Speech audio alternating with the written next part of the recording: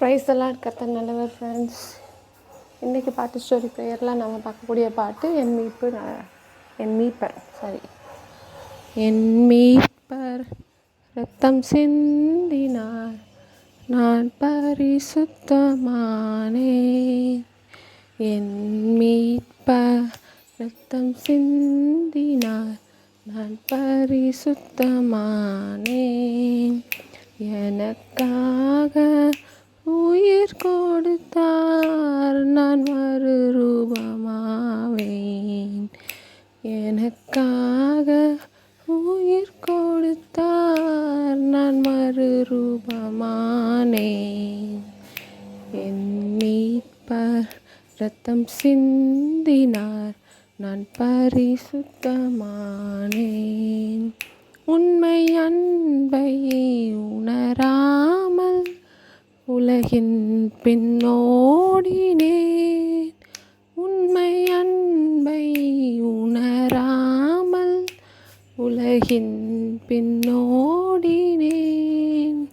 தமதன்பால் என்னை கண்டார், எனதுள்ளம் மாற்றினார்.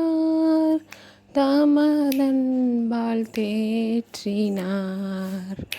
என் மீட்பர் ரத்தம் சிந்தினார், நான் பரிசுத்தமானேன். எனக்காக உயிர் கொடுத்தார், நான் மறுரூபமானேன்.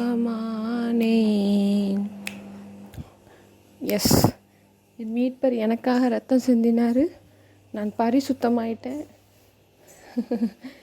எனக்காக உயிர் கொடுத்தாரு, நான் மறுரூபமாயிட்டேன். ஆமென். ஓகே, இன்றைக்கி பார்க்கக்கூடிய ஸ்டோரியில் நம்ம நோவா ஸ்டோரி பார்த்துட்ருக்கோம். லாஸ்ட்டாக பார்த்தோம், நோவா கிட்டத்தட்ட 40 நாள் கர்த்தர் மழையை வர வச்சார், ஜலப்பிரளயம் நடந்தது. 40 நாள் கழித்து அவங்க உடனே கப்பல் விட்டு இறங்கலை. கிட்டத்தட்ட 150 நாள், தட் இஸ் 5 months, தண்ணி வடிகிறதுக்கே 5 months ஆச்சு. 5 monthsக்கு அப்புறமும் அந்த மலையில் உள்ள குன்றுகள் மட்டும்தான் தெரிஞ்சதே தவிர கொஞ்சம் கொஞ்சமாக இன்னும் டைம் எடுத்து கிட்டத்தட்ட நோவா 600 வயசு இருக்கும்போது பேழைக்குள்ளே நுழைஞ்சார். அவர் பேழையை விட்டு இறங்கும்போது அவருக்கு 601 வயசு ஆயிடுச்சு.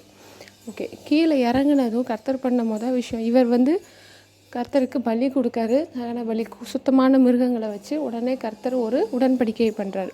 அதாவது, நான் இனி மனுஷன் நிமித்தம் பூமிக்கு என்ன பண்ண மாட்டேன், ஜலப்பிரளயம் வர வைக்க மாட்டேன் அப்படின்னு சொல்கிறார்.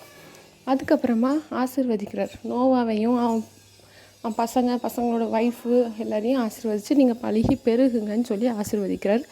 அதே மாதிரி நோவா கூட வந்த மிருகங்கள், பறவைகள், பட்சிகள் என்னென்ன உண்டோ எல்லாத்தையும் ஆசீர்வதிக்கிறார். எல்லாத்தையும் பழகி பெருகுங்கன்னு.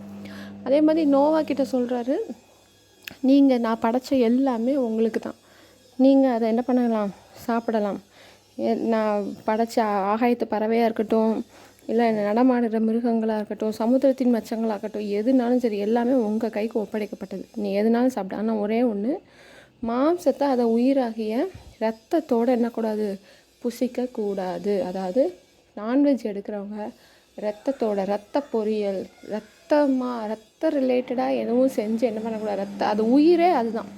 எந்த மாம்சமாக இருந்தாலும் அதோட உயிர் எங்கே இருக்குன்னா ரத்தத்தில் தான் இருக்கும். அந்த ரத்தத்தை நீங்கள் சாப்பிடக்கூடாது அப்படின்னு மட்டும் சொல்கிறாரு. அப்புறமா பழகி பெருகுங்கன்னு விஷ் பண்ணுறாரு, ஆசீர்வதிக்கிறாரு. அதுக்கப்புறமா அந்த உடன்படிக்கை என்ன சொல்கிறாரு, இனிமேல், அதாவது எப்போல்லாம் மழை வரப்போதோ அந்த நேரத்தில் என்ன ஆகும், வானவில் தோன்றும். இந்த வானவில் நான் பூமியில் மக்களோட நான் செஞ்ச உடன்படிக்கை அடையாளமாக இந்த வானவில் தோன்றும்னு சொல்லி ஒரு உடன்படிக்கை செய்கிறார். அதாவது இனி ஜலப்பிரளயம் வராது, நான் மனுஷங்களை அழிக்க மாட்டேன், நான் படைத்த படைப்புகளை நான் அழிக்க மாட்டேன்னு சொல்லி ஒரு உடன்படிக்கை பண்ணி அதுக்கு அடையாளமாக வானவில் உண்டாகும். எப்போல்லாம் மழை வந்துச்சோ, இல்லை மழை வந்ததுக்கு அப்புறமா என்னாகும், வானவில் தோன்றும். சரி, அதுக்கப்புறமா நோவாவோட ஃபேமிலி என்னாச்சு, பழகி பெருகுறாங்க.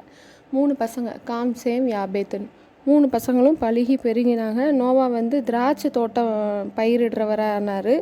திராட்சை ரசத்தை குடித்து இதெல்லாம் பண்ணார். சரி,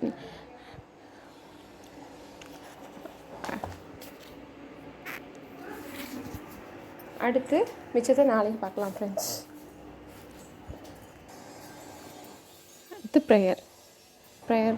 அன்பின் பிதாவே தகப்பனே, இன்றைக்கி நம்ம யாருக்காக ஜெபிக்க போகிறோம் அப்படின்னா ரட்சிப்புக்காக தான். கர்த்தாவே, ரட்சிப்பு இல்லாமல் என் ஜனங்கள் அறிவீனத்தால் சங்காரிக்கிறார்கள்னு சொல்லியிருக்கீங்க கர்த்தாவே. அறிவீனம் இல்லாமல் ஞானத்தை கொடுங்க கர்த்தாவே. ஒப்பு கொடுக்க இந்த உலகத்தில் ரட்சிப்பு இல்லாமல்,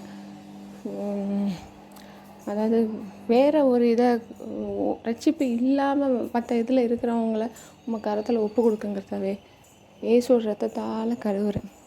டெய்லி ரட்சிப்புக்காக மட்டும்தான். ரட்சிப்பு கர்த்தருடையது. கிருபை காட்டுங்க கர்த்தாவே. மக்கள் மேலே கிருபை காட்டுங்க. என் ஃபேமிலிஸ் மேலே, வீடியோ பார்க்குறவங்க ஃபேமிலிஸ் மேலே கிருபை காட்டுங்கப்பா. ரட்சிப்பு உண்டாகட்டும் இயேசுவோட நாமத்தில். மனக்கண்கள் திறக்கப்படட்டும்.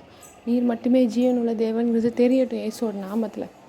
ஸ்தோத்திரம் அப்பா, ஸ்தோத்திரம். இந்த நாளுக்காக நன்றி. இந்த வீடியோ கேட்குற அனைவருக்காகவும் நன்றி அப்பா.